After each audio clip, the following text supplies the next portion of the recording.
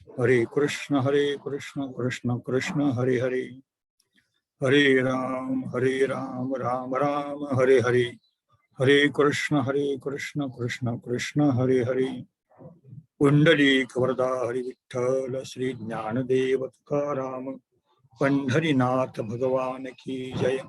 माऊली ज्ञानेश्वर महाराज की जय. जगद्गुरु तुकाराम महाराज की जय. सब संतन की जय. वारकरी वारसा विशारद बहिशाल अभ्यासक्रमाच्या या तृतीय वर्षामध्ये आपला सर्व अभ्यासार्थींचं मनपूर्वक हार्दिक स्वागत आहे. काही जुने काही नवीन असे सगळे अभ्यासार्थी या तृतीय वर्षासाठी आलेले आहेत. काहींनी पहिली 2 वर्षाचा अभ्यासक्रम यशस्वीरित्या पूर्ण केलेला आहे. काहींनी त्यापैकी एकाच वर्षाचा अभ्यासक्रम पूर्ण केलेला आहे. तरीही आपण सर्वजण तृतीय वर्षासाठी गृहीत धरलेले आहात. प्रथम वर्षासाठी मला वारकरी संप्रदायातील कीर्तन परंपरा आणि त्या अनुषंगाने जगद्गुरु तुकाराम महाराजांचं चरित्र असा हा विषय मला सांगितला गेला होता. त्याच्यावर आपण चर्चा केलेली आहे, श्रवण केलेलं आहे. मागील वर्षी नामदेव महाराजांचं 750 समाधीचं वर्ष औचित्य साधून नामदेव महाराजांच्या अभंगातून आलेल्या सगळ्या विविध विषयांच्या पैलूवरती विचार करण्याची मला संधी मागच्या वर्षी म्हणजे आपल्या या अभ्यासक्रमाच्या द्वितीय वर्षी मिळाली.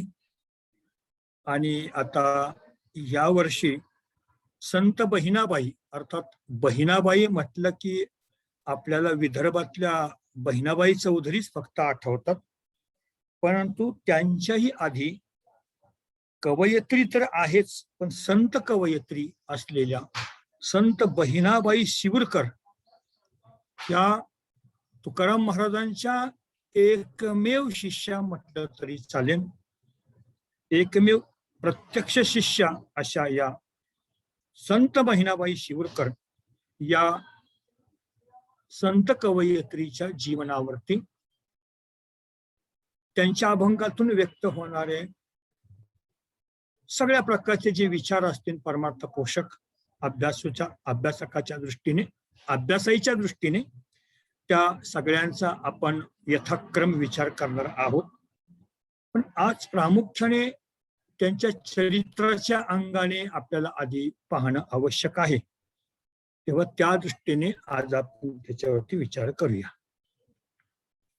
एक वारकरी सांप्रदायिक संतांमध्ये कार्याच्या दृष्टीने काही अनुबंध दिसून येतात. म्हणजे जसं ज्ञानाचा एका तसं नामयाचा तुका. हा जो नामदेव महाराज आणि तुकाराम महाराज यांचा कार्यानुबंध आहे, ज्याचा संबंध त्यांच्या अवतारांशी धरलेला आहे, याचं कारणही असं आहे की नामदेव महाराजांनी मी शतकोटी अभंगांची रचना करीन अशी प्रतिज्ञा केली होती, परंतु ती प्रतिज्ञा त्यांची पूर्णतेला गेली नाही.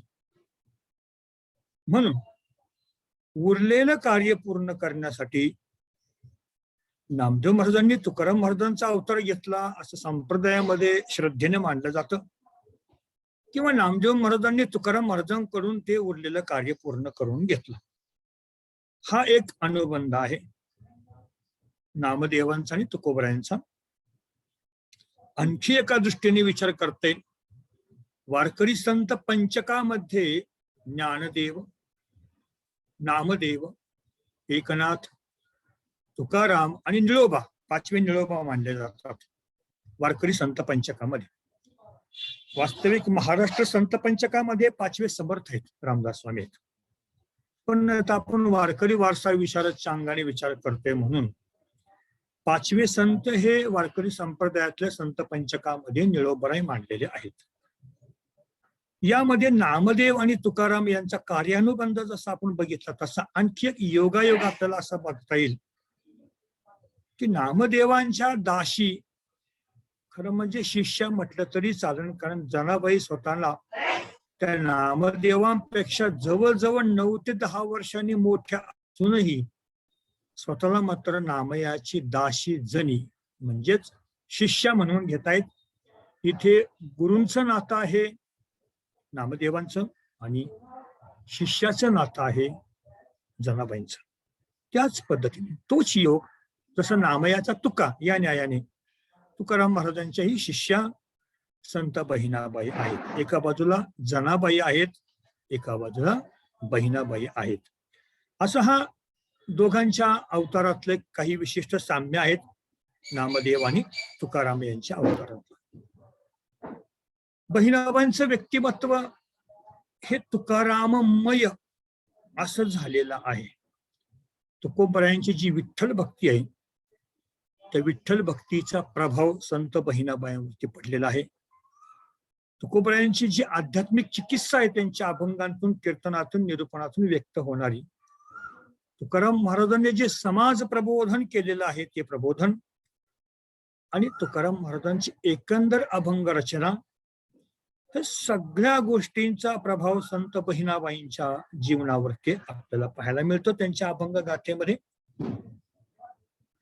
खरं म्हणजे संत बहिणाबाईंनी फार मोठं कार्य केलेलं आहे आणि ते कार्य असं आहे की त्यांनी वारकरी संप्रदायाची संत परंपरा आणि त्या संत परंपरेनं केलेलं मार्मिक कार्य याचा त्यांनी सखोल अभ्यास केलेला आहे, तशी मांडणी केलेली आहे संत बहिणाबाईंनी.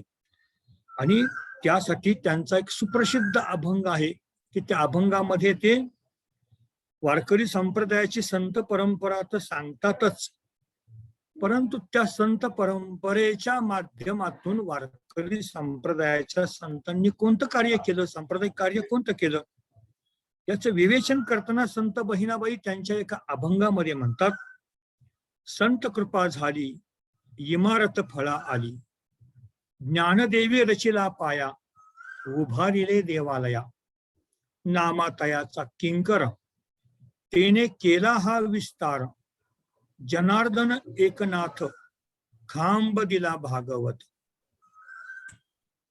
का झाला शे कळस भजन करा सावकाश. असं वाटतं की इथेच कार्य संपलं, संप्रदायाची परंपरा संपली, परंतु बहिणाबाईंनी या परंपरेमध्ये स्वतःच एक स्थान, अत्यंत चपखलपणे स्वतःचं स्थान या संत कृपेने बांधल्या गेलेल्या संप्रदायाच्या मंदिरावर भूषविलेलं आहे. आणि ते म्हणजे मंदिराची ध्वजा, बहिणी म्हणे फडके ध्वजा, निरूपण केले ओजा. अशा प्रकारे ही संत परंपरा तिचे मार्मिक कार्य संत बहिणाबाई व्यक्त करतात. वारकरी संप्रदायामध्ये अनेक स्त्रिया संत स्त्रिया होऊन गेल्या. आत्मचरित्रपर अभंग या बहुतेक संत महिलांनी, संत स्त्रियांनी केलेला आहे. पण आत्मचरित्रपर अभंग रचना करण्यामध्ये प्रमुख, सर्व संत महिलांमध्ये प्रमुख जर कोण असेल तर संत बहिणाबाई. तसं पाहता नामयाची जणी त्या काळामध्ये होत्याच. नामदेवरायांच्या काळामध्येच चोखोबरायांचा सुद्धा जो परिवार आहे त्याच्यामध्ये सोयराबाई आहेत, निर्मळाबाई आहेत.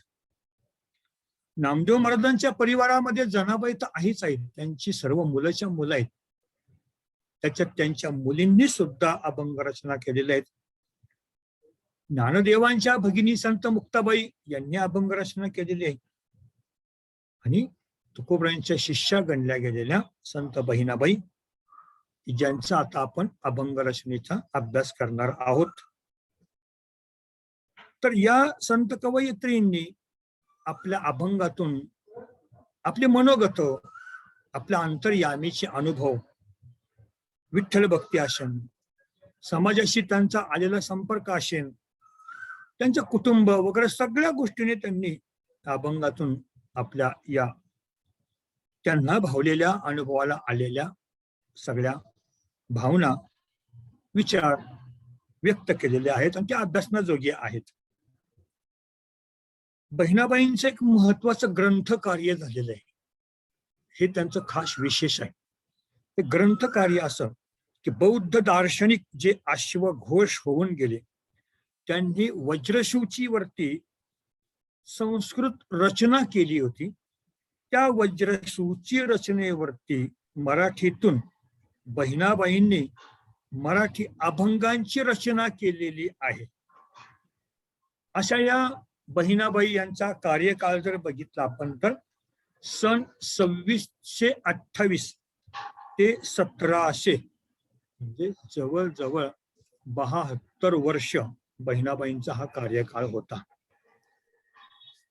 त्यांनी त्यांच्या जीवन चरित्रामध्ये किंवा त्यांच्या पारमार्थिक चरित्रामध्ये प्रपंच आणि परमार्थ या दोन्ही भूमिका निभावत असताना, प्रपंचाची भूमिका निभावताना एक स्त्री आणि परमार्थ भूमिका पार पडताना एक भक्त, एक स्त्री आणि एक भक्त, या दोन्ही भूमिकातून त्यांनी आपल्या भावना व्यक्त केलेल्या आहेत. स्वतःचे आत्मचरित्र लिहिणाऱ्या ह्या पहिल्या महिला संत आहेत. निळोबरायांनी त्यांना पाहिलेलं आहे. संत बहिणाबाई तुकाराम महाराजांच्या काळात प्रत्यक्ष तुकोबरायांशी त्यांचा प्रत्यक्ष संपर्क आलेला आहे, तसं निळोबरायांचा आलेला नाही. निळोबराय हे तुकोबरायांच्या वैकुंठ गमनानंतर 20-22 वर्षांनी निळोबरायांचा जन्म झालेला आहे. निळोबरायांना नंतर तुकाराम महाराजांचं महत्व कळलेलं आहे. निळोबरायांनी तुकाराम महाराजच मला गुरु हवेत म्हणून 42 दिवस उपोषण करून परमात्मा पांडुरंगाला बोलावून सद्गुरूंचं दर्शन करून घेतलेलं आहे. तुकोबरायांची प्राप्ती करून घेतलेली असं निळोबरायांच्या चरित्रामध्ये आपण पाहू शकतो. परंतु तुकोबरायांच्या वैकुंठ गमनानंतर सुद्धा अनेक वर्ष संत बहिणाबाई होत्या, म्हणून निळोबरायांची संत बहिणाबाईंशी भेट झालेली आहे, ओळख झालेली आहे, सहवास झालेला आहे. म्हणून त्या काळामध्ये निळोबरायांनी एक आरती रचलेली आहे संत बहिणाबाईंवरती, आणि त्याच्यात अर्थात त्या आरतीमध्ये बहिणाबाई विषयी त्यांनी गौरवोद्गार काढलेले आहे. मूळ ब्रह्मरूपिणी असा त्यांनी उल्लेख केलेला आहे आरतीमध्ये. आणखी बहिणाबाईंचे शिष्य म्हणून घेणारे दीनकवी असं त्यांचं नाव, त्यांनी पण आपल्या सद्गुरू बहिणाबाईंवरची आरती रचली आणि त्यातही त्यांनी चिन्मय रत्नांची खाण अशा गुणविशेषणाने बहिणाबाईंना म्हणजे आपल्या सद्गुरूंना गौरविलेलं आहे. बहिणाबाईंचं आत्मवृत्त आहे.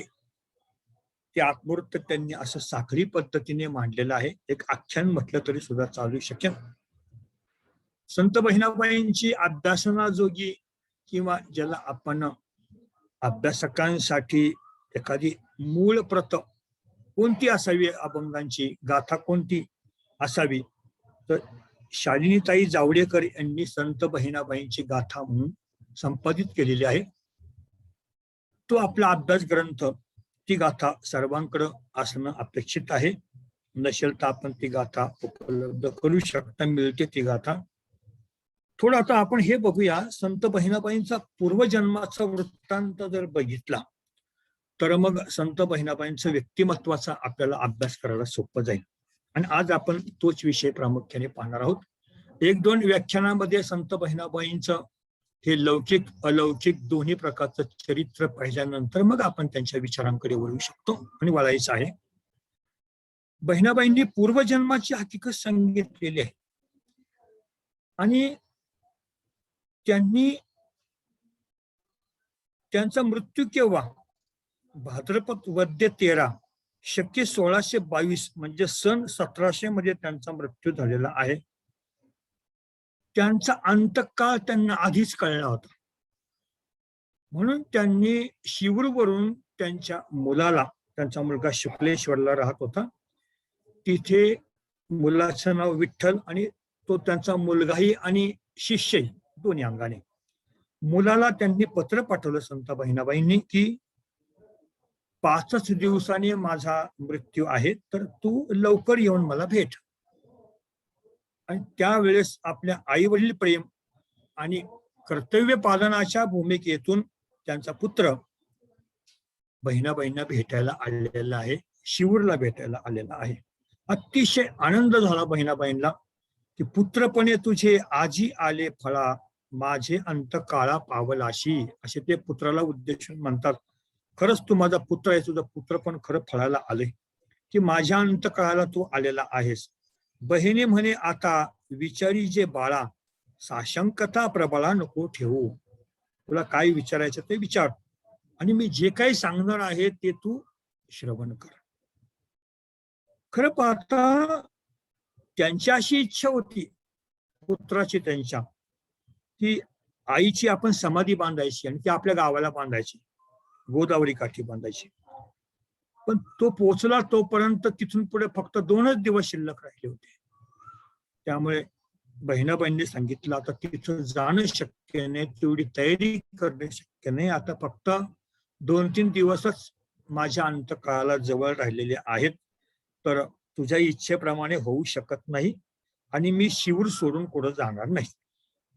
म्हणून बहिणाबाईंनी हा निश्चय व्यक्त केला आणि आपला मृत्यू जवळ आलाय हे सांगताना एक गोष्ट जाणवते की त्यांच्या अंतरीची निश्चलता. अशी काही उदाहरणं आपल्याला बघायला मिळतात, होऊन गेलेली आहेत अशी उदाहरणं. काही तर मी प्रत्यक्ष अनुभवलेली आहेत. काही उदाहरणं अशासाठी सांगतोय की लोकांचा असा समज असतो बहिणाबाईंनी हे जे काही अंतकाळाचे अभंग व्यक्त केलेले आहेत, काही अभ्यासकांनी असं म्हटलंय की हे काल्पनिक आहे, हा त्यांचा भासास भ्रम असावा, पण वास्तविक तसं नाहीये. माझे सद्गुरू परमपूज्य श्रीदादा कवडे गुरु भगिनी, अर्थात त्यांच्या गुरु भगिनी म्हणजे आमच्या सद्गुरू परमपूज्य शकाताई आखटे यांनी जवळजवळ 8-15 दिवस आधीच सांगितलं होतं की मी अमुक अमुक तारखेला 25 फेब्रुवारी 2019 शेगावीच्या गजानन महाराजांचा प्रकट दिन या दिवशी मी संध्याकाळी 4 वाजता जाणार आहे, आधीच त्यांनी सांगून ठेवलं होतं आणि तीच वेळ त्यांनी साधलेली आहे.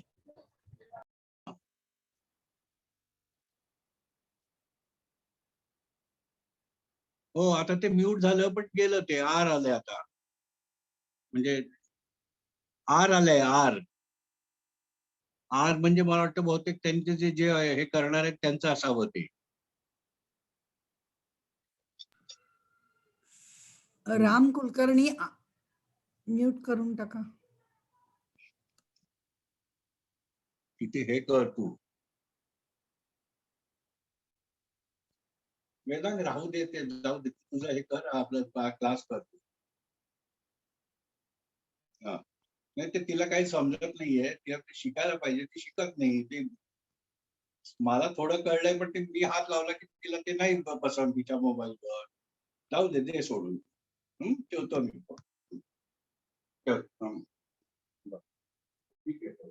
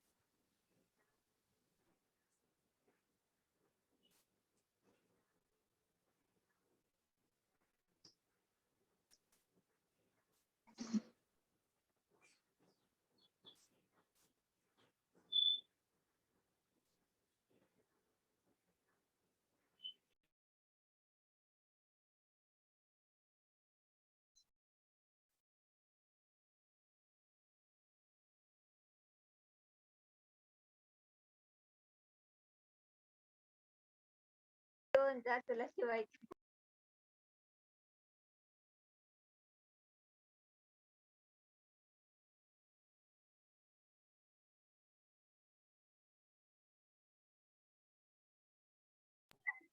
हे आपले म्यूट करायचं.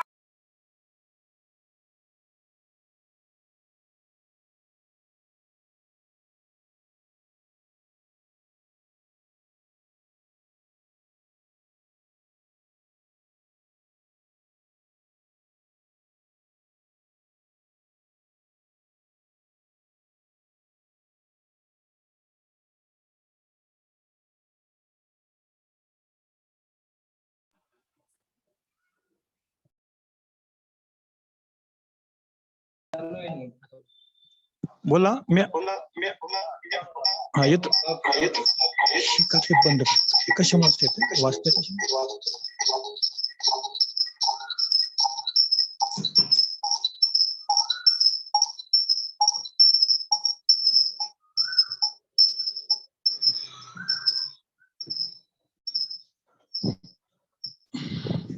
हा येतो आवाज ना.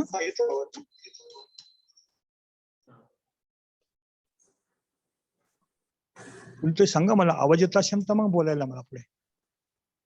हो येतोय. येते मी बोलतो आवाज पुढे. येतोय. आवाज येतोय. हा ठीक आहे. तर माझ्या पाहण्यामध्ये अशी एक व्यक्ती आलेली आहे, माझ्या मित्राचेच आजोबा होऊन गेले, ते नगरला सकाराम पंथ काळोखे. त्यांनी जवळजवळ 15 दिवस आधीच सांगितलं, 40 वर्ष त्यांनी पंढरीची पायीवारी केली होती. त्यांनी सांगितलं की अमुक दिवशी मी जाणार आहे. ते त्यांच्या बागेत जायचे आणि तिथे जाऊन तिथे चंदनाचं एक झाड लावलं होतं त्यांनी. त्या झाडाची ते वाळलेल्या काट्या म्हणजे काय लाकडं घेऊन यायचे आणि त्यांच्या दारामध्ये एक आंब्याचं झाड होतं, त्या झाडावरती त्यांनी ते ठेवलं आणि सांगितलं अमुक दिवशी मी जाणार आहे, त्या दिवशी माझ्या चितेवरती ही लाकडं ठेवा बरं का. जवळजवळ 75-80च्या पुढे वय गेलेलं बाबांच्या. लोकांना वाटलं बाबांचे बहुतेक बुद्धिभ्रम झालेला दिसतं, मुलांना पण तसंच वाटलं. 2 दिवस आधी ते फक्त थोडस त्यांना ताप आला, त्यांना दवाखान्यामध्ये ऍडमिट केलं. घरी सांगितलं अजिबात मला दवाखान्यात नेऊ नका, मला तिथं मरायचं नाहीये, मला माझ्या घरामध्येच मरायचं आहे. जो दिवस सांगितला त्या दिवशी सकाळीच त्यांनी सांगितलं की इथे गाईच्या शेणाने गोमयाने ही भूमी सारवून घ्या, त्याच्यावरती एक दिवा लावा, तिथे माऊलींचा फोटो ठेवा, ज्ञानेश्वरी ठेवा, माझ्या आजूबाजूला बसा, सर्वांनी हरिपाठ भजन नामस्मरण विष्णू सहस्रनाम वगैरे सुरू करा, मी दुपारी 12 वाजता देह सोडणार आहे. ते एका घोंगडीवरती बसले ध्यानस्थ, बरोबर 12 वाजता त्यांनी देह सोडला. अगदी अशी काही उदाहरणं आमच्याच मुळशी तालुक्यामध्ये परमपूज्य पांडुरंग महाराज जगताप यांनी सुद्धा अशाच प्रकारे सांगून देह ठेवलेला आहे. त्यांचे सद्गुरू आमच्या मुळशी तालुक्यात जांबे नावाचं गाव आहे. त्या जांबे गावामध्ये कोकणी बाबा अर्थात अडिवरेकर बाबा यांनी सुद्धा विशिष्ट दिवस सांगून देह ठेवलेला त्यांची तिथं समाधी आपल्याला बघायला मिळते. म्हणजे हा प्रसंग खोटा नाहीये. संत बहिणाबाईंनी आपल्या मुलाला जर सांगितलंय की मी अमुक याच तारखेला याच दिवशी जाणार आहे, तर ते खरं आहे. त्यांचा मुलगा आलेला आहे, आपल्या आईला भेटलेला आहे आणि मग आईने जे सांगितलं ते अद्भुत आहे आणि तोच आपला आज मुख्य विषय आहे. संत बहिणाबाईंनी आपल्या मुलाला अर्थात विठोबाला, अर्थात तो त्यांचा शिष्य पण आहे, पुत्र पण आहे, सांगितलं बाबा रे मला माझे मागचे 12 जन्म आठवत आहेत आणि आता हा 13वा जन्म आहे माझा आणि तो माझा अखेरचा जन्म आहे. आणि या 13व्या जन्माच्या म्हणजे या जन्माच्या अखेरी म्हणजे आता जो माझा मृत्यूचा दिवस आहे, त्या मृत्यूच्या दिवशी मला ऋषी मुनी भेटायला येणार आहेत, साक्षात पांडुरंग देवता येणार आहे, सगळी दैवत येणार आहेत. तसं त्यांनी म्हटलंय अभंगामध्ये, दैवते ही सर्व येती तये वेळी, मृत्यू हा अनुभवे तुझ तेव्हा, ऋषीगण सर्व पांडुरंग उभा, जेव्हा मृत्यू सभा येईल तू बघशील. विठोबा तू बघशील माझा मृत्यू कसा होता येतो. आणि खरे बरं का, अगदी एक उदाहरण मी सांगतो आपल्याला. ते परमपूज्य सद्गुरू मामासाहेब देशपांडे यांच्या मातोश्री पार्वतीआई देशपांडे, मामांनी विचारलं आई योगी देह कसा सोडतो. आई म्हणाली बस तुला दाखवतो देह कसा सोडतो. आणि पार्वती आई साहेब बसल्या आणि म्हणाल्या बघ माझ्या कपाळाच्या वर, माझ्या ब्रह्मरंध्राकडे टाळूच्या वर पहा बर का. आणि मामांना त्यावेळेस इतकी काही जाणीव नव्हती. त्यांनी बघितलं आणि टाळूचा फटकन फुटल्याचा आवाज झाला. तिथून एक निळी ज्योत बाहेर पडली, दिव्य ज्योत बाहेर पडली आणि थोड्या वेळाने पार्वती आईचा देह कलंडला. हे मामाने त्यांच्या चरित्रामध्ये लिहिलेलं आहे. मग बहिणाबाई सांगतात ते काय काल्पनिक आहे का? म्हणजे काही संत साहित्याचे जे अभ्यासक होऊन गेले त्यांनी सांगितलं की नाही, हे बहिणाबाईंचं कल्पनारंजन आहे, हे काहीतरी उगीच रचलेलं दिसतं, हा काहीतरी चमत्कार असला पाहिजे. पण असं नाही, हा एक श्रेष्ठ भाव असतो. खरं म्हणजे प्रत्येक भगवत भक्त आपला मृत्यू कसा असावा, कसा सफल व्हावा, याचा तो निश्चितपणे स्वप्न पाहत असतो. असू द्या, त्याला स्वप्नरंजन म्हणा, हरकत नाही. परंतु तशा प्रकारचा भाव हा केवळ जुन्या काळातलीच गोष्ट, नवीनच आहे असं काय नाही. पण एक पारंपरिक पद आपण नेहमी ऐकतो बघा, इतना तो करना स्वामी जब प्राण तनशे निकले, गोविंद नाम लेकर जब प्राण तनशे निकले. हे स्वप्नरंजन आहे का? आणि असेल तर ते काही चांगलं नाही का? आणि या संतांच्या जीवनामध्ये अनेकांच्या बाबतीमध्ये त्यांनी आधी मृत्यू सांगितलेला आहे. माझ्या मृत्यूच्या वेळेस मला साक्षात भगवंत घेऊन जाणार आहेत. इथं तर त्या पदामध्ये म्हटलेलं आहे, श्री गंगाजी का तट हो, जमुना का वंशी वट हो, मेरा सावळा निकट हो, जब प्राण तन से निकले, पीतांबरी कशी हो, छवि मन में ये बसी हो, ओठों पे कुछ हंसी हो, जब प्राण तन से निकले, उस वक्त जल्दी आना, प्रभु देर ना दिखाना, राधे को साथ लाना, जब प्राण तन से निकले. एका भक्ताने आपला मृत्यू कसा व्हावा याचे कल्पनाचित्र साक्षात भगवंतालाच या गीतातून ऐकवलेलं आहे. बहिणाबाईंचा मृत्यू हा काय कोणता चमत्कार नाहीये, किंवा त्यांनी योग सामर्थ्याने देवदेवता तिथे आणलेले आहेत असं पण नाही. म्हणजे कशाने घडलं, तर याला म्हणतात उत्कट भक्तीचा आविष्कार आहे हा. बहिणाबाईंची उत्कट भक्ती आहे ती. आणि बहिणाबाईंनी म्हटलंय आपल्या मुलाला की आता माझ्या सगळ्या वृत्ती शून्य झालेल्या आहे आणि तेच खरं मानस तीर्थ आहे. मी आता ह्या मानस तीर्थामध्ये, ह्या मान सरोवरामध्ये अवगाहन करत आहे. वृत्ती हे निवृत्त झाली, जन न दिसे तेथे, मी माझे हरपले ठाई जेथीच्या तेथे. हा भाव अनेक संतांनी अशा प्रकारे वृत्तीशून्य अवस्थेचं वर्णन केलेलं आहे. तर हे 12 जन्म जे त्यांनी सांगितलेले आहे, याचा इतिहास जवळजवळ 7-8 अभंगामध्ये हे 12 जन्म संत बहिणाबाईंनी त्यांच्या अभंग गाथेमध्ये सांगितलेले आहेत. पण एक वैशिष्ट्य असं की या 12 जन्मात त्यांचा प्रत्येक जन्म हा स्त्रीचाच होता. त्या सांगतात, पहिल्या जन्मामध्ये मी स्त्रीच होते. ताप्ती नदीच्या काठी बेटाऊद नावाचं गाव आहे, तेथे माझा पहिला जन्म मला झालेला आठवतो. त्याच्या आधीचे मला आठवत नाही, पण आज जर माझा हा 13वा जन्म आहे, तर आधीच्या 12 जन्मातला जो पहिला जन्म आहे त्यावेळेस वारुणी असं माझं नाव होतं आणि 13व्या वर्षी मला म्हणजे अल्पवयातच मृत्यू आला होता. पहिल्या जन्मात सांगितला. दुसरा जन्म सांगितला बहिणाबाईंनी, त्यावेळेस मी स्त्रीच होते. फल्गु नदीच्या काठी कुमचक्र नावाचे गाव आहे, तिथे माझा जन्म झाला, परंतु मी अविवाहितच राहिले. 28व्या वर्षी माझा मृत्यू झाला. पुढे त्यांनी सांगितले की माझा तिसरा जन्म, अर्थात प्रत्येक जन्मात त्या स्त्रीच होत्या बरं. गोदावरी उगम असलेल्या ब्रह्मगिरी गावात माझा मृत्यू झाला, जन्म झाला. आणि 24व्या वर्षी माझा मृत्यू झाला. ब्रह्मगिरी गावात जन्म झाला आणि 24व्या वर्षी माझा मृत्यू झाला. ह्या सगळ्या पहिल्या 3 स्त्री जन्माचं वैशिष्ट्य असं की त्या वैश्य वर्णातल्या होत्या.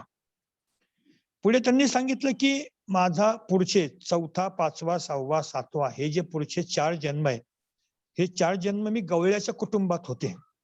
म्हणजे म्हटलं तर अगदी वैश्य शूद्र, त्या काळामध्ये ही वर्णव्यवस्था जास्त पकड होते वर्णव्यवस्थेची सर्व समाजावरती. त्यामुळे वर्णांचा उल्लेख संतांच्या अभंगामध्ये येतो. तो काय दोष नाहीये. वर्णाचा उच्चार करणं हा त्या काळामध्ये ते जे चातुर्वर्ण्य व्यवस्था होती पक्की असल्यामुळं तसा उल्लेख आपल्याला पाहायला मिळतो. गवळ्याच्या कुटुंबामध्ये माझा जन्म झालेला आहे. पुढे 8, 9, 10, 11 आणि 12 या जन्माबद्दल ते सांगतात की ब्राह्मण कुळामध्ये माझा पुढे जन्म झालेला आहे. आणि प्रत्येक जन्मामध्ये मला माता पिता भक्तिमान मिळाले, किंवा काही वेळेस माझा पतीच मला भक्ती मार्गाला नेणारा मिळाला. म्हणजे प्रत्येक जन्मामध्ये माझी भक्तीची उंची वाढत गेली. इथून आपल्याला भगवद्गीतेचा एक श्लोक आपल्या दृष्टीपुढे येतो बघा. बहुनाम जन्मनाम अंते ज्ञानवान प्रपद्यते. म्हणजे हा जो परमार्थाचा जो प्रवास असतो हा एका जन्माचा नसतो बरं का. आणि एका जन्मातच उद्धार होतो असंही नाही, अनेक जन्म त्यासाठी जावे लागतात. गीता प्रेसचा कल्याणचा पूर्वजन्म विशेषांक म्हणून आहे. पूर्वजन्म विशेषांक आपण जरूर वाचा. त्याच्यामध्ये या विषयावरती खूप प्रकाश टाकलेला आहे. त्यात सांगितलंय की विशेष करून मनुष्य देहाबद्दलच सांगितलेलं आहे की मनुष्याला कधी पुरुषाचा जन्म मिळतो, कधी स्त्रीचा मिळतो. या जन्मात स्त्री असेल तर पूर्वजन्मात पुरुष असू शकतो किंवा पुढल्या जन्मात ते पुरुष होऊ शकतो. या जन्मात पुरुष असेल तर मागील जन्मात स्त्री असण्याची शक्यता किंवा पुढील जन्मात स्त्री होण्याची शक्यता आहे, असं त्याचा स्पष्ट उल्लेख केलेला आहे. आपण जरूर तो अंक घेऊन वाचा. याच्या पाठीमागचा श्रद्धा भाव काय आहे आणि खरा वैज्ञानिक भाव काय आहे तो पण पाहणं आवश्यक आहे. अशी जन्मांतर होतात का? होतात. का होतात? तर त्या अंकामध्ये त्यांनी असं दिलं होतं की कोणताही पुरुष हा 100% पुरुष नसतो, त्याच्यातलं पौरुषीपणा 60% असतो आणि स्त्रीत्वाचा भाग त्याच्यात 40% असतो. तसाच प्रकार स्त्रीच्या बाबतीतही कोणतीही स्त्री पूर्ण 100% स्त्री नसते, तिच्यात 60% स्त्रीत्व असतं आणि 40% पुरुषत्व असतं. का असं? तर सांगितलंय की ही जन्मांतर म्हणजे देहांतर, हो त्याला आपण लिंग बदल म्हणूया. म्हणजे कोणी स्त्री झालाय, कोणी पुरुष झालाय, कोणी पुरुष आहे तो स्त्री झालाय, दोन्हीच्या स्वभावाचं मिश्रण स्त्री पुरुषामध्ये पाहायला आपल्याला मिळतं. याचं कारण असं आहे की जन्म मरणाची परंपरा आहे, हे आपल्या भारतीय शास्त्रांनी, धर्मशास्त्रांनी, पुराणांनी मान्य केलेलं आहे आणि आज जवळजवळ ते सत्य ठरलेलं आहे. पूर्वजन्म पुनर्जन्म ही केवळ भाकड कल्पना नाहीये, तर सत्य आहे. याला अनेक अनेक उदाहरणं कल्याणच्या त्या अंकामध्ये जवळजवळ 100-150 उदाहरणं त्यांनी अशी दिलेली आहे. प्रत्यक्ष संशोधन करून त्यांनी उदाहरणं दिलेली आहे की त्या लोकांनी त्यांचे पूर्वजन्म सांगितलेले आहेत. मागील जन्मामध्ये आपण कोण होतो याचं त्यांनी तिथं पुराव्यासकट सांगितलेलं आहे. त्याच्यातील एक घटना आपल्याला सांगतो मी. एका 6-7 वर्षाच्या मुलीला घेऊन तिचे आई वडील त्यांच्या नातेवाईकांच्या गावी चालले होते, लोकलने, आगगाडीने चालले होते. आता लोकल म्हणजे प्रत्येक स्टेशनवरती ती गाडी थांबत थांबत जाते. अजून त्यांना जायचंय ते ठिकाण आलेलं नव्हतं, परंतु अलीकडच्या 1-2 ठिकाणावरती एका स्टेशनवरती गाडी थांबली. त्यांची ती मुलगी खिडकीमध्ये उभी राहून बाहेरचं दृश्य पाहत होती. लहान मुलांचा तो स्वभाव असतो. ती गाडी थांबल्याबरोबर काय झालं, ती मुलगी जी पळत सुटली, ते डब्यातून खाली उतरून पळतच सुटली. हिला काय झालं म्हणून तिचे आई वडील सुद्धा तिच्या पाठोपाठ थांब थांब, तोपर्यंत त्या मुलीने त्या स्टेशनच्या जवळ एक गाव होतं, ते गाव सुद्धा गाठलं. त्या गावात एका घराजवळ जाऊन ती मुलगी थांबली आणि म्हणते, हे माझं घर. त्या कल्याणच्या अंकात आलेली घटना मी आपल्याला सांगतो. हे माझं घर. तिथले लोक हसू लागले, पण तिने जुन्या खुणा सांगितल्या. त्यावेळेच्या तिच्या मुलांची, नातवंडांची नावं सांगितली. विशेष म्हणजे तिचे नातवंड त्या काळामध्ये 60-70 वर्षाचे म्हातारे लोक झाले होते. पण हिने जे सांगितलं मुलीने ते सगळं बरंचसं खरं ठरलं. मग तिने हेही सांगितलं की इथं अशी अशी वास्तू होती, अशा प्रकारचं घर होतं. होतं का? ते होतं. त्या घरामध्ये एक आडगळीची खोली आहे, तिथं अशी अशी एक मोठा पेटारा आहे, त्या पेटारामध्ये माझ्या अशा अशा वस्तू आहेत. आणि सगळं ते सापडलं. आता याला चमत्कार म्हणायचा का? म्हणजे पूर्वजन्म आहे, असतो, हे संतांनी मान्य केलेलं आहे. आणि म्हणून या वारकरी संतांनी हा पूर्वजन्म मांडलेला आहे. आमच्या माऊलींचा अभंग आहे, पूर्वजन्मी पाप केले ते म्या बहु विस्तारले, विषय सुख नाशिवंत सेविता तिमिर कोंदले. अशा प्रकारे सांगायचं तात्पर्य असं की प्रत्येक काळामध्ये, प्रत्येक जन्मामध्ये बहिणाबाईंनी भक्ती केलेली आहे. कारण का वारकरी संप्रदायाचं वैशिष्ट्य असं आहे की तर संतांनी स्त्रियांना सुद्धा भक्तीचा अधिकार सांगितलेला आहे. स्त्री शूद्र वैश्य तेपि यान्ति परांगतीम भगवद्गीतेमध्ये भगवंतांनी म्हटलेलं आहे. ब्राह्मण क्षत्रिय वैश्य शूद्र चांडाळाही अधिकार, भक्ती करण्याचा अधिकार. आणखी कोणाला? बाळे, बाळे म्हणजे लहान मुलं, नारी नर आदी करुणी वेश्याही, कारण सकळांशी येथे आहे अधिकार. वारकरी संप्रदायाचा एक महत्वाचा आदेश आहे संतांचा, यारे यारे लहान थोर याती भलते नारी नर. बघा नारी नर म्हटलेलं आहे. करावा विचार न लगे चिंता कोणाशी, म्हणजे स्त्रियांना सुद्धा भक्ती करण्याचा अधिकार. संत बहिणाबाई जरी 13 जन्मामध्ये स्त्रीच्या जन्माला गेलेल्या असल्या तरी सुद्धा प्रत्येक जन्मात त्यांना भक्तीचा मात्र संपर्क झालेला आहे. 7व्या जन्माबाबत त्या सांगतात की 7व्या जन्मात जणू मी योगभ्रष्टच होते. मग भगवद्गीतेत जो विषय येतो शुचीनाम श्रीमतांगे हे योगभ्रष्टोभिजायते, ही भगवान व्यासांची कपोलकल्पित भाषा नाहीये. त्यामुळे पूर्वजन्म मानावाच लागतो, त्याच्यामुळे पुनर्जन्म सुद्धा मानावाच लागतो. 8व्या जन्मामध्ये जन्माबद्दल त्या सांगतात की 8व्या जन्मात मात्र माझा विवाह झाला, म्हणजे आधीच्या 7 जन्मात विवाह झाल्याचं त्यांनी सांगितलेलं नाही. पण 8व्या जन्मात माझा विवाह झाला, पण माझा पती लवकर निधन पावला. पुढे 9व्या जन्माचा त्यांनी फारसा उल्लेख केलेला नाही, फक्त 9वा जन्म झाला एवढाच फक्त उल्लेख केला. पण 10व्या जन्माबाबत त्यांनी थोडं विशेष सांगितलेलं आहे. 10व्या जन्मात त्या सांगतात की माझ्या 10व्या जन्मात मी विवाह केला होता आणि त्यावेळेस मी माता बनले होते, आई बनले होते. आणि विशेष असं की 10व्या जन्मामध्ये मला असे पती लाभले होते की ते पती स्वतः योगी होते आणि पतीच त्यांचे गुरु होते. आणि त्यांच्या पतींनी त्यांना काय केलं होतं, योगाची दीक्षा दिली होती. बघा किती संथ प्रवास असतो हा.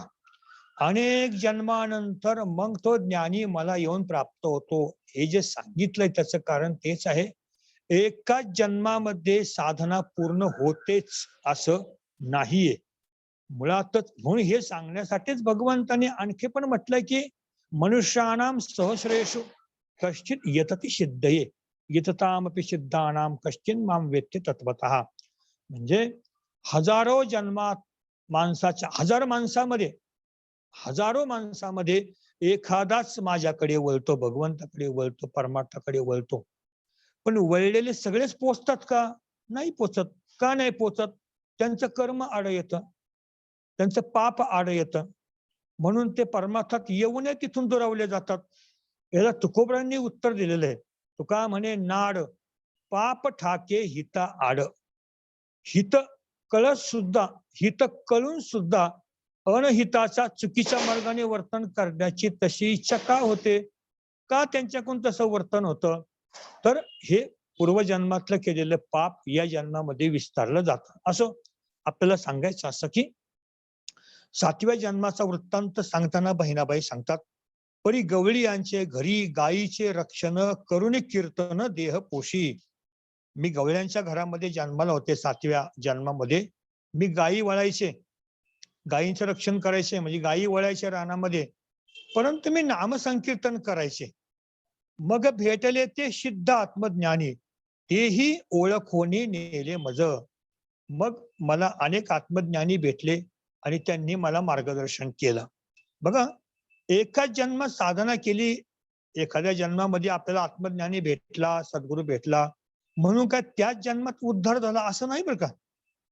साधारणपणे आजामेळाची कथा सांगितली जाते की आजामेळाने मृत्यूच्या वेळेस त्याच्या मुलाचं नाव घेतलं भीतीने. मृत्यूच्या वेळेस त्याला यमदूत न्यायला आले होते, भीती वाटली त्याला आणि नारायणा धाव नारायणा धाव. वास्तविक त्याने काय नारायण भगवंताचं नाव नव्हतं घेतलं, त्याच्या मुलाचं नाव त्याने नारायण ठेवलं होतं आजामेळाने. त्याने मुलाचं नाव घेतलं आणि तो धावा करू लागला. त्यावेळेस विष्णुदूत आले आणि आजामेळाला घेऊन वैकुंठ जातं. प्रज्ञाचक्षु गुलाबराव महाराजांना विचारलं, असं होऊ शकतं? गुलाबराव महाराज म्हणाले की अंतकाळी भगवंताचं नाम मुखात आलं ते कसं काय येईना? कसं येऊ द्या, जाणीवपूर्वक येऊ व नेणीवेणी येऊ, हो ठरवून येऊ की एखाद्या प्रसंगाने येऊ. कारण भगवंताच्या नामामध्ये ही दिव्य अद्भुत शक्ती असते. वस्तू सामर्थ्य शक्ती म्हटलंय नामाचं. नामाची वस्तू सामर्थ्य शक्ती कोणती? तर जळतील पापे जन्मांतरीची ही एक शक्ती, आणि पुण्याची गणना कोण करी ही दुसरी शक्ती, आणि तेने मुक्तीचारी साध्याला ही तिसरी शक्ती. अशी वस्तू सामर्थ्य शक्ती नामामध्ये आहे. आता राहू दे ना, आता काय करते?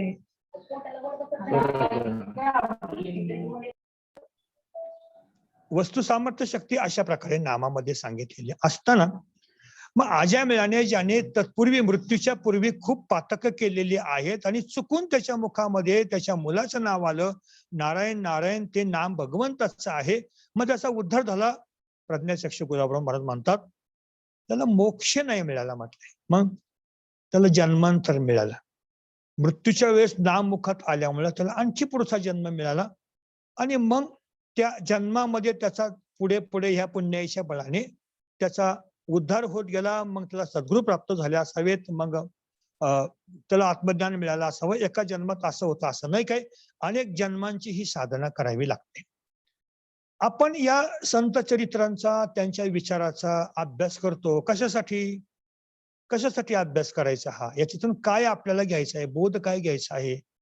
याच्यातून एक महत्वाचा बोध येतो की एकाच जन्मामध्ये उद्धार होईलच असं नाही, परंतु पुढचा एक महत्वाचा संदेश असा की भगवंतांनी म्हटल्याप्रमाणे न मे भक्त प्रणश्यती या न्यायाने विचार केला असता चालू जन्मापासून जरी आपण साधना सुरू केली, नामस्मरण सुरू केलं, तरी कुठल्या ना कुठल्या जन्मात आपण भगवत रूपी मुक्कामाला पोहोचल्याशिवाय राहणार नाही. पण हा प्रवास आपल्याला किती गतीने करायचा आहे, किती वेगाने करायचा आहे, हे मात्र आपण ठरवायला पाहिजे. नाहीतर परमार्थ मार्गाला लागूनही कित्येक जण अधोगतीला गेलेले दिसतात. याचं कारण का? याचं कारण असं की परमार्थाविषयी जेवढी आस्था पाहिजे, जेवढी तळमळ पाहिजे, जेवढा भाव पाहिजे, परमात्मा प्राप्तीसाठी जेवढी तीव्रता पाहिजे, जेवढी कठोरता पाहिजे, जेवढी साधननिष्ठा पाहिजे, ती त्यांच्याकडे नसल्यामुळं ते पुन्हा अधोगतीला जाऊ शकतात. आता अधोगती हे सापेक्षाने म्हटलेलं आहे, कारण भगवंताचा भक्त हा पुढल्या जन्मामध्ये भगवत भक्तच बनतो. फक्त त्याची गती कमी झाल्यामुळे त्याचा पोचणं जरा उशिरा होतं, एवढंच. पण उशिरा पोचण्यापेक्षा याच देही याच डोळा पाहिन मुक्तीचा सोहळा, हा जो निश्चय तुकाराम महाराजांनी केला आणि एकाच आयुष्यामध्ये त्यांनी मोक्ष प्राप्त करून घेतलेला आहे, वैकुंठ स्थान प्राप्त करून घेतलेलं आहे.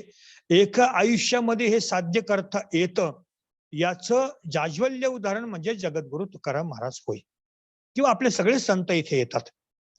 तर 7व्या जन्मापासून त्यांनी सांगितलं की 10व्या जन्मामध्ये, जर 7व्या जन्मामध्ये मला एक सिद्ध आत्मज्ञानी मिळाला, त्यांनी मला मार्गदर्शन केलं, आणि 10व्या जन्मात तर काय, माझा पतीच माझा गुरु होता, तो योगी होता, त्याने मला योग दीक्षा दिली. बघा, प्रत्येक जन्मामध्ये काहीतरी शिदोरी गोळा करत करत करत करत हा प्रवास चालू आहे. आपण पण असंच करत चाललेलो आहे, आपण ही शिदोरी गोळा करतच चाललेलो आहोत. चालू जन्मामध्ये मात्र त्या सांगतात, 11व्या जन्माचं सांगतात, 11व्या जन्मामध्ये 11व्या जन्मात त्या सांगतात की 11व्या जन्मात माझे पती रामभक्त होते, माझे अंतरीचे जाणून या हेत, केले माझे चित्त स्थिर तेने. 11व्या जन्मातल्या रामभक्त असलेल्या माझ्या नवऱ्याने, पतीने मला स्थिरचित्त केलं, लावणी समाधी बैसवी सन्निध, अंतरी तो बोध ठसावला, आणि मला समाधीला बसवलं. तो बोध माझ्या अंतरंगामध्ये माझ्या पतीमुळे ठसवला. 12 जन्मापर्यंत काही जन्मामध्ये ते सामान्य सांगितले, काही जन्म विशेषत्वाने सांगितलेले आहेत. पण 13व्या जन्माबाबत ते सांगतात, म्हणजे बहिणाबाईंच्या अवतार जन्मामध्ये असतात त्या सांगतात, चालू जन्मात मात्र जरा मला पती फार अहंकारी मिळाला, म्हटले फार रागीट मिळाला, मला खूप मारायचा, तो गुरासारखा मारायचा, हो खूप मारझोड करायचा, असा पती मला या जन्मामध्ये मिळाला. आता इथं काही शंका निर्माण केलेले काही संत साहित्याच्या अभ्यासकांनी म्हणा, ते म्हणतात की हे अभंग बहिणाबाईंचे नाहीत, हे कुणीतरी नंतर घुसडलेले दिसतात. काही म्हणतात अभंग आहेत, परंतु बहिणाबाईंच्या समकालीन कदाचित त्यांच्या मुलांनी पण ते अभंग रचले असतील, आणि त्या अभंग काल्पनिक असण्याची शक्यता आहे. किंवा बहिणाबाईंच्या मृत्यूनंतर कुणीतरी मागाहून या अभंगांची रचना केली असावी आणि हे अभंग गाथेमध्ये समाविष्ट केले असावेत, म्हणजे त्यांच्या अभंगाच्या वहीमध्ये समाविष्ट केले असावेत वगैरे. खरं पाहता हे सगळे काही जे आहे युक्तिवाद, वादच म्हणूया, त्याचा आपल्याला विचार करायचा नाही. आपल्याला एकच बघायचं आहे की जातिस्मर नावाची एक सिद्धी सांगितलेली आहे, ज्या सिद्धीने आपल्याला मागील जन्मात आपण कोण होतो हे आपल्याला कळतं. वैशिष्ट्य असं की तुम्हा आम्हा सर्वांना, आपण सर्वांना जातिस्मर अवस्था, आपण या अवस्थेतून आलेलो आहोत. म्हणजे आपण आईच्या उदरामध्ये असताना, 7व्या महिन्यामध्ये असताना, त्यावेळेस आपण जातिस्मर होतो. म्हणजे आपल्याला आपला मागचा जन्म, मागचा मृत्यू, त्याच्या आधीचा जन्म, तो मृत्यू, एकंदर मागचे अनुभवलेले जन्म मृत्यू त्यावेळेस सगळे दिसत असतात, सगळ्यांना दिसलेले आहेत असा उल्लेख ग्रंथामध्ये केलेला आहे. मग आम्हाला ते आता का आठवत नाही? तर जन्माला आल्यानंतर ती बुद्धी लुप्त पावते, ते संस्कार लुप्त पावतात, म्हणजे नष्ट होत नाही, फक्त लुप्त पावतात आणि आपल्याला आपले मागले जन्म आठवत नाहीत, मागचे मृत्यू आठवत नाही. परंतु आपण आईच्या उदरामध्ये असताना जो 7वा जो गर्भ आहे त्याला जातिस्मर असं म्हटलेलं आहे. आपल्या पूर्वजन्माच्या काही खुणा सांगितलेल्या आहेत. ज्ञानेश्वर महाराज सांगतात, ज्ञानेश्वरी सारखा अत्यंत महान अद्भुत ग्रंथ आपण रचू शकलो याचं कारण ते पूर्वजन्मांशी सांगतात. बघा, 16व्या अध्यायात ज्ञानेश्वरीच्या 32वी ओवी आपण निवांत पहा. माझिया सत्यवादाचे तप वाचा केले बहुत कल्प, तया फळाचे हे महाद्वीप पातली प्रभू. बघा, ज्ञानेश्वर महाराजांनी सांगितलं बरं का की मी माझ्या वाणीने अनेक कल्पामध्ये जेवढे माझे जन्म झाले, त्या जन्मामध्ये माझ्या वाचेने मी स्वप्नात देखील खोटं बोललो नाही, असत्य बोललेलो नाही.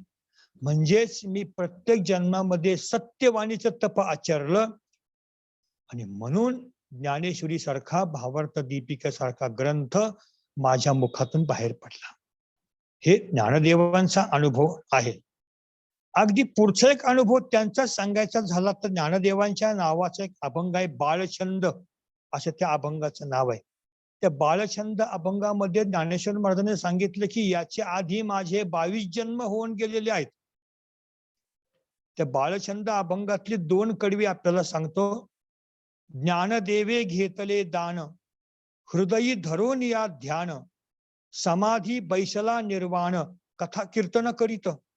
बाळछंदे 22 जन्मे, तुटली भवाब्धीची कर्मे, चंद्रार्क तारांगणे, रश्मी दान भेटला हरी. म्हणजे माझे 22 जन्माची परंपरा संपली.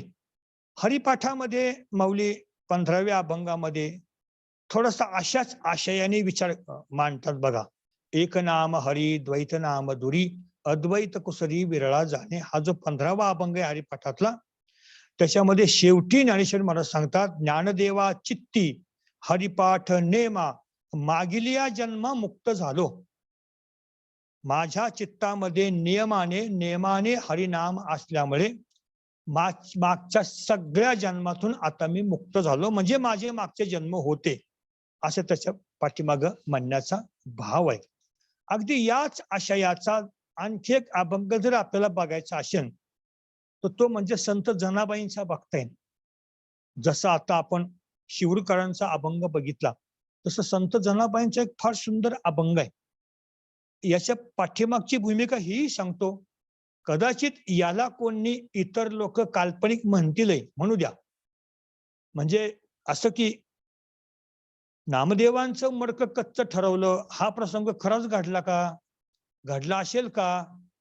काही चिकित्सकांचे मत आहे की असं काही घडलेलं नाही, पण नामदेव महाराजांनी ज्ञानदेवांचा महिमा वाढवण्यासाठी ते कच्च मडकं ठरवल्याचा प्रसंग काल्पनिकरित्या त्यांनीच तयार केलेला आहे, असं काहींचं मत आहे. खरं म्हणजे ही सगळी मतमतांतर आपण बाजूला ठेवूया. श्रद्धेने, भावनेने, प्रेमाने संतांच्या बोलावरती विश्वास ठेवून आपण पुढे जाऊया. संत बहिणाबाई, आपला संत जनाबाई विषयी मी आपल्याला सांगत होतो. संत जनाबाईंनी एक अनुभव सांगितलेला आहे त्यांच्या पूर्वजन्माचा, पण तो नुसता त्यांच्या एकटीच्याच पूर्वजन्माचा नाहीये, तर त्यांच्या सद्गुरू नामदेव महाराज यांच्या पण पूर्वजन्माचा वृत्तांत त्यांनी एका अभंगातून सांगितलेला आहे. आणि त्यात त्या म्हणतात, प्रत्येक युगामध्ये मी नामदेवांच्या बरोबर होते. चौयुगाचा भक्त नामा उभा कीर्तनी, पाठीमागे डोळे झाकुनी उभी ते जनी. हा 4 युगाचा नामा आहे.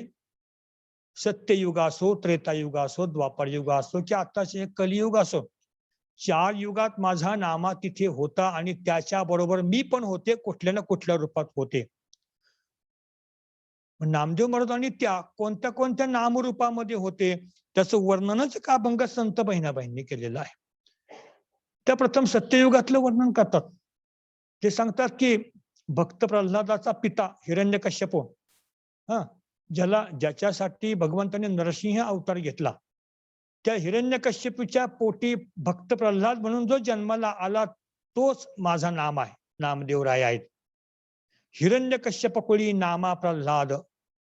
मग त्यावेळेस मी कोण होते त्या सांगतात, त्यावेळेस मी त्या हिरण्यकश्यपूच्या दरबारातली एक दासी होते मी. हिरण्यकश्यप कुळी नामा प्रल्हाद, पद्मिनी नाम माझे श्रेष्ठ दासीचे पद. वैशिष्ट्य असं की जनाबाई प्रत्येक अवतारामध्ये, प्रत्येक जन्मामध्ये दासीच्याच पदावरती आरोढलेल्या आहेत. आणि विशेष म्हणजे त्यांचे सुद्धा प्रत्येक पूर्वजन्म हे स्त्रीचेच आहेत. पद्मिनी नाम माझे, त्यावेळेस मी पद्मिनी नामाची दासी होते. म्हणजे बघा, याच्यावरून बहिणाबाईंचं सांगितलेलं 13 जन्मातलं स्त्रीत्व आणि मुक्ता जनाबाईंनी सांगितलेलं 4 जन्मातला स्त्रीपणा, साम्य याच्यामध्ये आपल्याला पाहायला मिळतं. पण दुसरा जन्म याचा अंगद राम भक्त, याचा म्हणजे या नामदेवाचा. ते आदराने परंतु प्रेमाने एकेरी संबोधन करतात. दुसरा जन्म याचा अंगद राम भक्त, त्रेतायुगामध्ये राम भक्त अंगद म्हणजेच नामदेव महाराज, की जे आधी भक्त प्रल्हाद होते. दुसरा जन्म याचा अंगद राम भक्त, मंथरा नाम माझे भरते मारिली लाथ. त्यावेळेस मी दाशीच होते आणि मी राम दरबारात, दशरथाच्या दरबारातली कैकेयीची दाशी मंथरा होते. माझ्यामुळं कैकेयीने माझं ऐकलं आणि श्रीरामाला वनवासाला जावं लागलं. रागापोटी भरताने माझ्या कमरेत लाथ मारली होती, असा उल्लेख जनाबाई करतात बघा. मंथरा नाम माझे भरते मारिली लाथ. आता द्वापार युग आलं, तिसरं युग, तिसरा जन्म. द्वापारी कृष्ण सेवा उद्धव जन्मला. द्वापार युगामध्ये उद्धव जन्माला आले. आणि म्हणजे कोण? नामदेव महाराज आता द्वापार युगामध्ये उद्धव झालेले. जे आधी भक्त प्रल्हाद होते, नंतर अंगद होते, आता उद्धव. त्या जन्मामध्ये मी कोण होते? तर कुब्जा नाम माझा देवे उद्धार केला. त्यावेळेस मी कुब्जा नावाची कंसाची दासी होते. कुब्जा नावाची दासी होते. 8 ठिकाणी वाकडी होते. भगवंतानी मला सरळ केलेलं आहे. पण त्यावेळेस नामदेवराय कोण होते? उद्धवजी होते, ज्याला भगवंताने श्रीमद भागवत श्रवण करविलं. उद्धव ज्याला उपदेश केलेला आहे 11व्या स्कंदावरती, उद्धव गीता त्याला म्हणतात, ज्याच्यावरती एकनाथ महाराजांनी या 11व्या स्कंदावरती, श्रीमद भागवताच्या 11व्या स्कंदावरती सुमारे 18,800 ओव्यांचं रचना 31 अध्यायावरती केलेली आहे. तो उद्धव म्हणजे नामदेव महाराज. आणि त्यावेळेची कंसाची जी दासी होती कुब्जा, मी त्यावेळेस कुब्जा नावाची दासी होती. आणि आता कलियुगामध्ये दोघांचेही जन्म जनाबाई सांगतात. कलित म्हणजे कलियुगात, कलित नामा विठ्ठल चिंतनी, कलित नामा विठ्ठल चिंतनी. विठ्ठलाच्या चिंतनामध्ये कलियुगामध्ये नामा निमग्न झालेला आहे. आणि त्याच्या सेवेलागी दासी जन्मली जनी. नामदेवांच्या सेवेसाठी मी दासी जनी जन्माला आलेलो आहे. अशा प्रकारे हा जो काही अनुभव आहे, काश्मीरी शैवागमानुसार प्रत्यभिज्ञा नावाचं जे शास्त्र आहे, त्या शास्त्रानुसार याला प्रातिभ महाज्ञान असं म्हटलं जातं. ह्या प्रातिभ महाज्ञानाने त्या व्यक्तीला त्याचे पूर्वजन्म कळतात आणि उत्तर जन्म सुद्धा कळू शकतात. अशा प्रकारचे ग्रंथ आपल्याकडे असे ग्रंथ आहेत बघा, भृगुसंहिता वगैरे असे काही ग्रंथ आहेत की आपली कुंडली जर त्या ग्रंथातल्या कुंडलीशी जुळली गेली तर त्याच्यामध्ये आपल्या 3 जन्माचा वृत्तांत सांगितला जातो. म्हणजे कुंडली जर जुळली भृगुसंहितेनुसार तर तुमचा मागचा जन्म कोणता होता, कोणतं पाप पुण्यादी कर्म घडलं होतं, त्यामुळे तुम्हाला चालू जन्म का आला त्याचं कारण कळतं मागल्या जन्माने, आणि पुढे जन्म आहे की नाही वगैरे हे तिसरं कारण आहे, त्याच्यामुळे कळतं. पुढचा जन्म सुद्धा कळतो. कितपत विश्वास ठेवायचा हा ज्याचा त्याचा भाग आहे. आपण येथे संत वाङ्मयाचा, संत साहित्याचा, संत विचाराचा वारसा अभ्यास करत आहोत. त्यामुळं तर्क आणि श्रद्धा हे दोन्ही आपल्याला बरोबर घेऊन जायचे आहेत. पण श्रद्धेला मारक असलेला तर्क नकोय आणि नुसती आंधळी श्रद्धा पण नकोय. पण आपल्या संतांनी कधीही अंधश्रद्धा व्यक्त केलेली नाही आणि कसल्या प्रकारचा तर्कट सुद्धा उभी केलेली नाहीत. दोन्हींचा समन्वय आपल्या संतांनी साधलेला आहे. वारकरी वारसा विशारदच्या 3य वर्षामध्ये आपण प्रवेश करत आहोत. हे आपलं विशारद असं हे 3रं वर्ष आहे. यापूर्वी जो काही आपण अभ्यास केलेला आहे त्याचं पुनश्च आपण चिंतन करावं. आपल्या या अभ्यासक्रमाला आवश्यक असलेले ग्रंथ, त्याचे छोटस ग्रंथालय आपण आपल्या घरीच तयार करून ठेवावं आणि हे जे काही वारकरी संतांचं वाङ्मय आहे ते एकदा डोळ्याखालून घालावं. म्हणजे आपल्याला कळेल की या संतांच्या विचाराचा, ज्ञानाचा, तत्वज्ञानाचा केवढा मोठा प्रभाव त्या काळापासून आजपर्यंत चालू आहे आणि आपल्या जीवनामध्ये या त्यांच्या विचार प्रवाहाने केवढा आमूलाग्र बदल होऊ शकतो. आजच्या काळामध्ये सुद्धा त्यांचे विचार किती आवश्यक आहे, अत्यावश्यक आहेत, महत्वाचे आहेत आणि म्हणून आपल्याला हा अभ्यासक्रम करायचा आहे. 3य वर्षाचं हे पहिलंच व्याख्यान दातार सरांना थोडं अतिशय महत्वाचं काम आल्यामुळं त्यांनी सकाळी मला 11 वाजता त्यांचा निरोप आला की आजचं व्याख्यान तुम्ही करायचं आहे. 23 तारखेला जे माझं व्याख्यान आपण बघितलेलं आहे आपल्या कार्यक्रम पत्रिकेमध्ये त्याच्या ऐवजी दातार सर तिथे व्याख्यान करतील. तर अशा प्रकारे संत बहिणाबाईंचा अजून थोडा काही पूर्ववृत्तांत आहे तो आपल्याला बघायचा आहे आणि त्याच्यानंतर त्यांच्या अभंगांच्या माध्यमातून आपल्याला त्यांच्या सर्व विचारांचा थोडक्यात अभ्यास करायचा आहे. सर्वांना पुनश्च विनंती करतो की शालिनीताई जावडेकर यांनी संपादित केलेली संत बहिणाबाईंची गाथा आपण अवश्य विकत आणा आणि आता वाचायला सुरुवात करा. अमृत अनुभव वाचायला सुरुवात करा. चांगदेव 65 वाचायला सुरुवात करा. अजून या विषयाचा सखोल अभ्यास आपल्याला आपल्या अन्य मान्यवर शिक्षकांकडून ऐकायला मिळणार आहे. नामदेव महाराजांची गाथा वाचा. आदी समाधी तीर्थावळी या अभंग गाथा संपूर्ण नजरेखालून घाला. म्हणजे आपल्याला पुढे पुढे त्याचा निश्चित अभ्यासासाठी उपयोग होईल. आज या पहिल्याच सत्राच्या 3य वर्षाच्या पहिल्या सत्राच्या पहिल्याच व्याख्यानाचा पहिला मान योगायोगाने संत कृपेने मला प्राप्त झाला. त्यामुळे मला खरंच आनंद वाटत आहे. सर्वांना मी ऋण व्यक्त करतो. आपण सर्वांनी मनपूर्वक श्रवण केलेलं आहे आणि इथे मी माझी प्रवचन सेवा विराम देत आहे. रामकृष्ण. धन्यवाद महाराज. खूप छान आज सुरुवात झालेली आहे. हळूहळू आपल्या लोकांना सुद्धा झूमची थोडीशी प्रॅक्टिस व्हायला हवी आहे. त्यामुळे काहींचा मध्ये मध्ये आवाज येत होता पण पुढच्या वेळेपासून तो येणार नाही. कारण थोडं आपल्याला याच्याशी ऍडजस्ट व्हायला वेळ लागेल. जसं पहिल्यांदा आपल्याला गुगल मीट वरती पण तसंच झालं होतं. आता हे पुन्हा नवीन तंत्र आपण अवगत करतोय. पण आजचंही प्रवचन खूप छान झालं आणि पुढच्या म्हणजे येत्या मंगळवारी 16 मार्चला श्री अभय टिळक, चोखोबा राय आणि परिवार यांची काव्य संपदा या विषयावर बोलतील. तोपर्यंत आपण इथेच थांबू. आता मी महाराजांना विनंती करते की त्यांनी पसायदान म्हणावं आणि मग सांगता करावी. धन्यवाद. आता विश्वात्मके देवी येणे वाग्यज्ञ तोषावे तोषोनी मज द्यावे पसायदान हे जे खळांची व्यंकटी सांडो तया सत्कर्मे रती वाढो भूतां परस्परे जडो मैत्र जीवाचे दुरिताचे थिमिर जावो विश्वस्वधर्म सूर्य पाहो जो जे वांछल तो ते लाहो प्राणिजात वर्षत सकळ मंगळी ईश्वर निष्ठांची मांदियाळी अनवरत भूमंडळी भेटो तया भूता चला कल्पतरोचे आरव चेतना चिंतामणीचे गाव बोलते जे अर्णव पियुषाचे चंद्रमे जे अलांछन मार्तंड जे तापहीन ते सर्वाही सदा सज्जन सोयरे होतु किंबहुना सर्व सुखी पूर्ण होवो नितीही लोकी भजितो आदि पुरुषी अखंडित आणि ग्रंथोपजीवी विशेषी लोकी इये दृष्टादृष्ट विजयी होवावेजी